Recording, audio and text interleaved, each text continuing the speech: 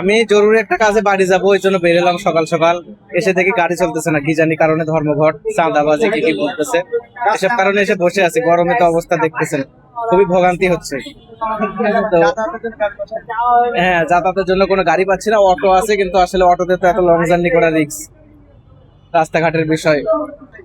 অতিরিক্ত ভাড়া বলতে বাসের থেকে বেশি নিচ্ছে আসলে। ধর্মঘট হলে তো ধরেন এমন সুযোগ পেয়ে যায় ওরা। আমি এখন কি করবো, আর কিছু তো করার নাই, দেখি কিছুক্ষণ কতক্ষণ এই সমস্যাটার সমাধান হয়।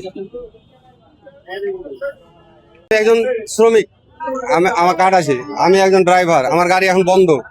রোডে হচ্ছে চাঁদাবাজি, রোডে যদি চাঁদাবাজি, গাড়ি ভাঙচুর আর ড্রাইভারকে মারধর করছে, তো আমরা তো শ্রমিক, না খাটলে খেতে পাবো না। আমাদের একটা সংগঠন আছে, চাঁপাইনবাবগঞ্জ জেলা ট্রাক ট্যাংলোডি কবানো শ্রমিক ইউনিয়ন।